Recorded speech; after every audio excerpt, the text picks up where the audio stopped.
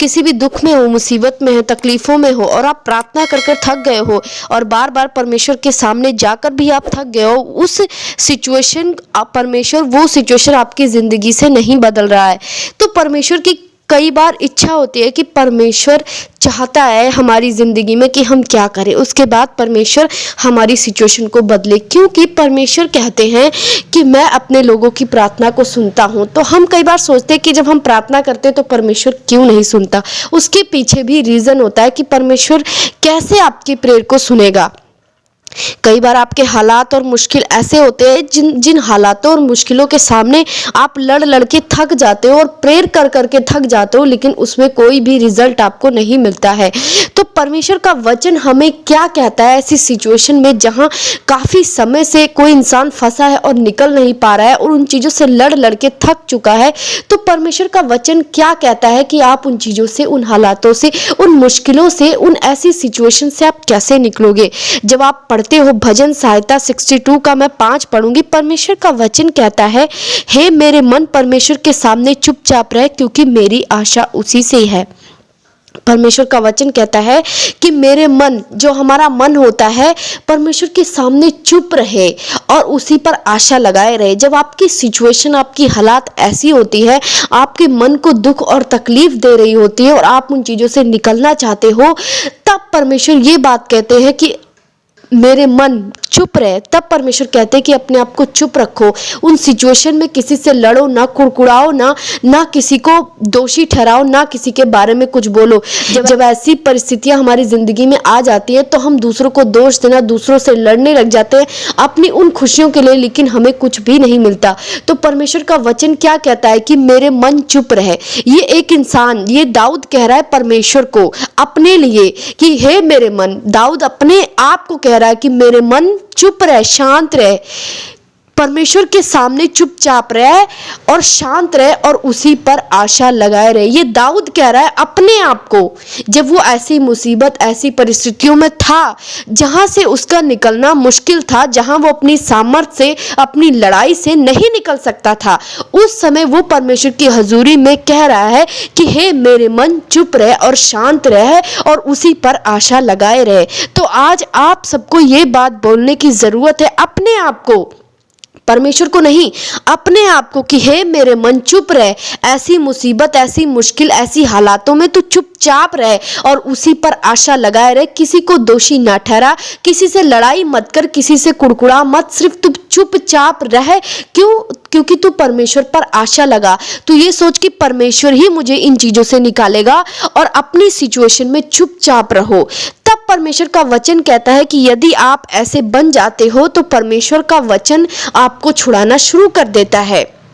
जब तक आप चुप नहीं रहोगे, अपनी सिचुएशन, अपनी हालातों से खुद ही लड़ते रहोगे, तब तक आपकी सिचुएशन, आपके हालात बिल्कुल नहीं बदलते। क्योंकि परमेश्वर का वचन हमें क्या कहता है कि जो हमारी लड़ाई है वो आत्मिक है। हमारी लड़ाई शारीरिक नहीं है कि हम शारीरिक सामर्थ्य से, शारीरिक ताकतों से कुछ भी हासिल कर सकते हैं या अपनी सिचुएशन को बदल सकते हैं। हमारी लड़ाई आत्मिक है। तो जब हमारी लड़ाई आत्मिक है, हमारी प्रॉब्लम आत्मिक है, तो जो उसका हल है वो आत्मिक है। और आत्मिक हल परमेश्वर हमें क्या बता रहे हैं कि चुपचाप रहे। अपने जिस भी सिचुएशन में है तू, जिस भी मुसीबत में परमेश्वर ने तुझे डाला है, उसमें तू चुपचाप रहे। वो परिस्थिति कैसी भी हो, परमेश्वर कैसी भी मुसीबत में आपको डाल सकता है, कैसे भी गड्ढे में डाल सकता है। वो देखने में, सोचने में अजीब हो सकता है कि ऐसा नहीं हो सकता, परमेश्वर मुझे ऐसी मुसीबत में कैसे डाल सकता है, मैं निकलना चाहता हूँ, लेकिन वो निकल नहीं सकता है क्योंकि परमेश्वर ने डाला है। उस समय आपको ये कहने की जरूरत है कि चुपचाप रहे मेरे मन, क्योंकि मन ही आपको उभारता है लड़ने के लिए। मन ही आपके अंदर ऐसी सी बातें गढ़ता है और उसके बाद आप उन चीजों पर रिएक्ट करते हो और आपको कोई भी रिजल्ट नहीं मिलता है। इसीलिए दाऊद कहता है अपने मन को कि चुपचाप रहे, जैसी भी सिचुएशन है, जैसी भी परिस्थितियां हैं, तू चुपचाप रह। उसके बाद परमेश्वर तुझे निकाल लेगा उन चीजों से। अगर आप इसको पूरा वचन ध्यान से पढ़ते हो तो इसमें ध्यान से पढ़ो कि उसमें क्या लिखा है। सचमुच वही मेरी चट्टान है, मेरा उद्धार वही है, वह मेरा गढ़ है, इसलिए मैं ना डिगूंगा। मेरा उद्धार, मेरी महिमा का आधार परमेश्वर है। दाऊद कह रहा है कि वही मेरी चट्टान है, वही मेरा परमेश्वर है। मैं इन परिस्थितियों में, इन हालातों में नहीं गिरूंगा, क्योंकि वो मेरी महिमा का आधार है, वही मुझे निकालेगा। मतलब दाऊद का संपूर्ण विश्वास परमेश्वर पर था। दाऊद पूर्ण रूप से परमेश्वर पर विश्वास करता था। हर एक मुसीबतों में, हर एक मुश्किलों में, हर एक लड़ाइयों में, जैसी भी उसके लाइफ में परिस्थितियां थी, वो परमेश्वर के सामने ही जाना उचित समझता था, ना कि किसी इंसान के पास, ना कि किसी के पास दोष लगाने, ना लड़ने, ना कुड़कुड़ाने नहीं जाता था। और वो हमेशा ही ऐसी ऐसी बातें कि मेरा सब कुछ परमेश्वर है, मेरा आधार परमेश्वर है, सब कुछ परमेश्वर करेगा, मैं उसी पर आशा लगाऊंगा, मैं उसी पर भरोसा रखूंगा, ये बातें वो बोल बोलकर अपने मन को तसल्ली दिया करता था। ऐसी हालातों में जब उसका मन बहुत परेशान और बहुत दुखी में था, जब उसका मन इतना दुखी में था कि उस सिचुएशन को वो हैंडल नहीं कर पा रहा था, क्योंकि जब मन परेशान होता है तो मन हैंडल नहीं कर पाता चीजों को, वो हैंडल नहीं कर पाता, वो कुड़कुड़ाता है, वो लड़ने की कोशिश करता है। तब ये बातें परमेश्वर अपने मन को कहता है कि चुपचाप रहे, परेशान ना हो, वही शरण स्थान है, वही मेरा परमेश्वर है, वही मुझे छुड़ाएगा, मेरा मन उसी पर तू भरोसा रख। वो ऐसी बातें अपने मन को बोल बोल कर परमेश्वर के सामने उपस्थित होता था और भरोसा करना सीखता था। और उसके बाद अगर आप भजन सहायता पूरा ध्यान से पढ़ें तो परमेश्वर ने दाऊद की हर एक प्रार्थना को सुना और परमेश्वर ने उसे हर एक मुसीबत से छुड़ाया है। क्योंकि जब भी हमारे लाइफ में ऐसी सिचुएशन, ऐसी मुसीबत आती है, ऐसी मुश्किलें आती हैं जिसका हमारे पास कोई हल नहीं है, हम लाख लड़ाई कर ले, हम लाख उन चीज़ों से निकलने की कोशिश कर ले, लेकिन हम निकल नहीं सकते, क्योंकि वो लड़ाई आत्मिक है। वो परमेश्वर के वचनों के द्वारा ही हम उनसे निकल सकते हैं। जैसे परमेश्वर कहते हैं वैसे करोगे तो उन सिचुएशन से, उन दुखों से, उन मुसीबतों से, उन ऐसी परिस्थितियों से जिनमें आप फंसे हो, तभी आप निकल सकते हो।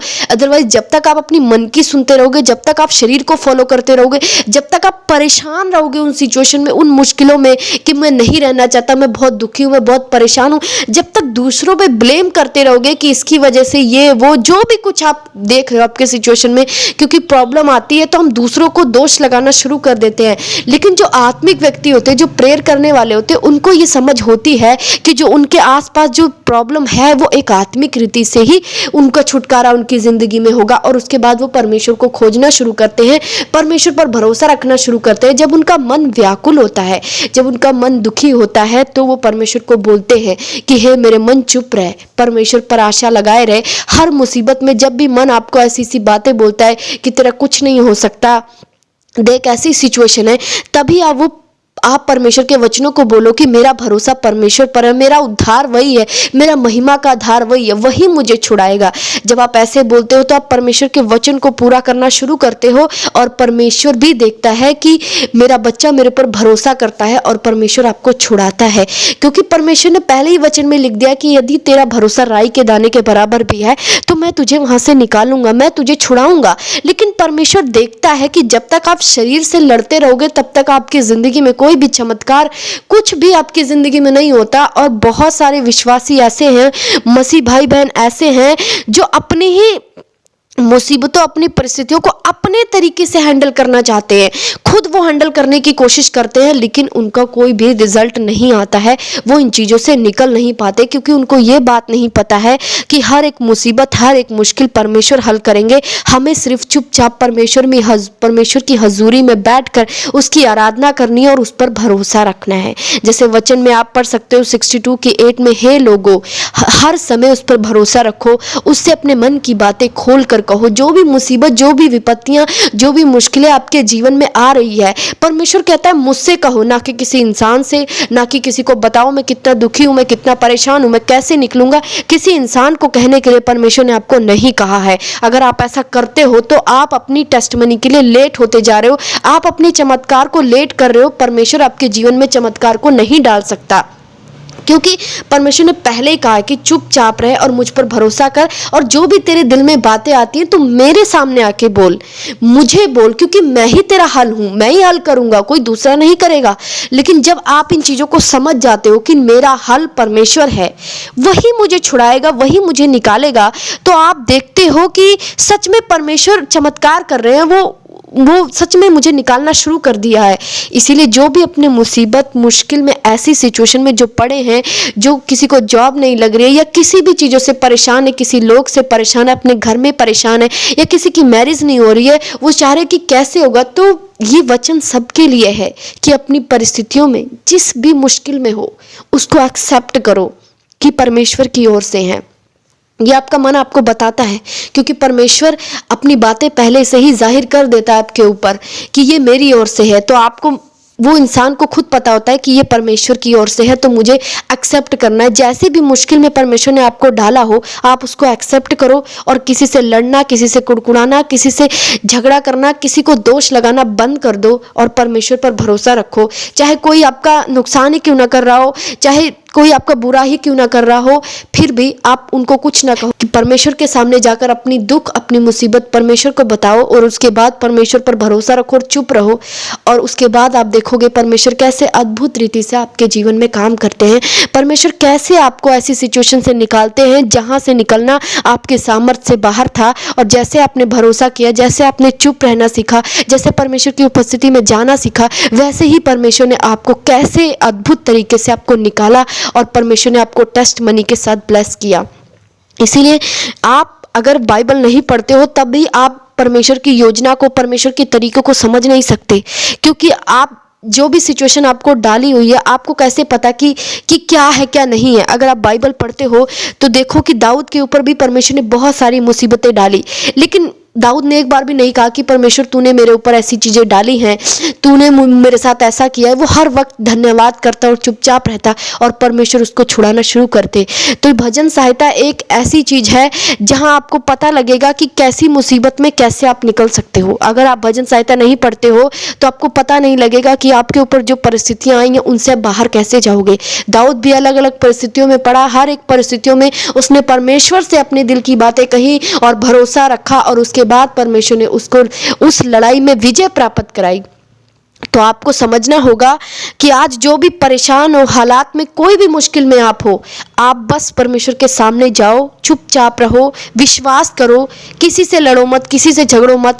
जो परिस्थितियां, जो मुश्किल आपके ऊपर आई है, ये परमेश्वर की ओर से है। अगर आप परमेश्वर में सही से चल रहे हो, पवित्रताई से चल रहे हो, और ऐसी परिस्थितियां आई हैं जिनमें आपका कोई दोष नहीं है, जिनमें आपकी कोई गलती नहीं है, आपको डाल दिया गया है, आपका कोई पाप नहीं है, ये परमेश्वर की ओर से है और परमेश्वर अपने तरीके से ही आपको निकालेगा। क्योंकि वचन में लिखा है कि धर्मी की जिंदगी में हर एक बात उसकी भलाई के लिए होगी। पर किसकी जिंदगी में? धर्मी की जिंदगी में, मतलब जो इंसान बेकसूर है, जो निर्दोष है और ऐसी परिस्थितियों में है जिसका कोई दोष ही नहीं है, जिसमें उसने कोई गलती नहीं की है, उसके बाद भी वो ऐसी परिस्थितियों में पड़ा है, तो परमेश्वर कहता है ऐसी परिस्थितियां आपके लिए भलाई को लेकर आएगी। आप उस समय परमेश्वर पर विश्वास करो और परमेश्वर आपको अद्भुत रीति से निकालेगा। क्योंकि एक धर्मी की जिंदगी में ये सब हो सकता है कि हालात, परिस्थितियां परमेश्वर ने डाली हो, लेकिन बहुत सारे ऐसे लोग हैं जिनकी हालात और मुसीबत परमेश्वर की ओर से नहीं होती है, वो उनके खुद के पाप की वजह से होती है। तब भी आप परमेश्वर के पास जाएं और परमेश्वर से पूछें कि अगर मेरी कोई गलती है तो मुझे माफ कर, क्षमा मांगे और दोबारा उस गलती को ना करने के लिए वायदा करे, और उसके बाद भी परमेश्वर आपको भी निकालेगा इन मुसीबतों में। तो दो तरीके की चीजें होती हैं, एक तो परमेश्वर खुद डालता है, जो निर्दोष होता है वो उसकी महिमा के लिए होता है, और एक पहले से ही अपनी गलतियों की वजह से मुसीबत में होता है। अगर वो इंसान तौबा करे, परमेश्वर के सामने आए, माफी मांगे और परमेश्वर से वायदा करे मैं गलत कामों को नहीं करूंगा, तब भी परमेश्वर उसको उस मुसीबत से निकालते हैं। तो ये चीज ध्यान से समझना है कि आप जैसी भी परिस्थितियों में हो, जैसी भी मुसीबत में हो, आपको देखना है कि ये मुसीबत मेरे पाप की वजह से आई है या परमेश्वर में सही से चलने की वजह से आई है। अगर परमेश्वर में सही से चलने की वजह से आपके ऊपर ये आई है तो ये आपको बढ़ाएगी, आपको अद्भुत रीति से परमेश्वर ऊंचाइयों पर लेकर जाएगा। और अगर आपकी गलती की वजह से कोई चीजें आई हैं तो परमेश्वर चाहता है कि आप तौबा में जाएं और परमेश्वर आपको निकाले। परमेश्वर की योजना हमेशा हर एक व्यक्ति के लिए भले के लिए होती है। परमेश्वर हर एक व्यक्तियों को निकालना चाहता है अपनी मुसीबतों से, उनके दुखों से, उनके तकलीफों से, हर वक्त वो आपको निकालना चाहता है। इसीलिए अगर गलती की है तब परमेश्वर के आगे क्षमा मांगो, तौबा में जाओ, परमेश्वर आपको उन चीजों से निकाल देगा। तो ये वचन बहुत गहरा है। आप इस भजन संहिता 62 को ध्यान से पढ़ें कि कैसे दाऊद अपनी मुसीबतों से निकला, कैसे वो चुप रहता था, कैसे वो किसी को ब्लेम नहीं करता था, किसी पर दोष नहीं लगाता था, परमेश्वर पर भी दोष नहीं लगाता था, लोगों पर भी वो दोष नहीं लगाता था कि तुम्हारी वजह से आई है। वो हमेशा परमेश्वर के सामने जाता था। तो आप भी बैठें और सोचें कि मेरी मुसीबत क्या किसी और की से वजह से है। बैठे और सोचे क्या परमेश्वर मुझे कैसे निकालेगा, और किसी से लड़ाई झगड़ा और दोष लगाना बंद कर दीजिए कि तेरी वजह से मेरे ऊपर मुसीबत है, और परमेश्वर पर भरोसा रखें, क्योंकि आपकी लड़ाई आत्मिक है। और आपकी लड़ाई आत्मिक है तो परमेश्वर आपको आत्मिक तरीके से ही सॉल्व करेगा, आपकी ज़िंदगी को वो बदलेगा। जब भी ऐसी मुसीबत और मुश्किलें आपकी लाइफ में आती है ना, तो हमेशा सोचो कि इसका निकलने का तरीका क्या है, ना कि रोना ना कि धोना, क्योंकि रोने धोने से तो परमेश्वर खुश नहीं होता, परमेश्वर निकालता भी नहीं है। कई बार आप देखते हो आप रो रो के थक चुके हो, पर परमेश्वर ने आपको नहीं निकाला, क्योंकि परमेश्वर ने पहले ही कहा है कि परमेश्वर वचन के द्वारा आपको निकालेगा, रोने धोने से नहीं निकालेगा।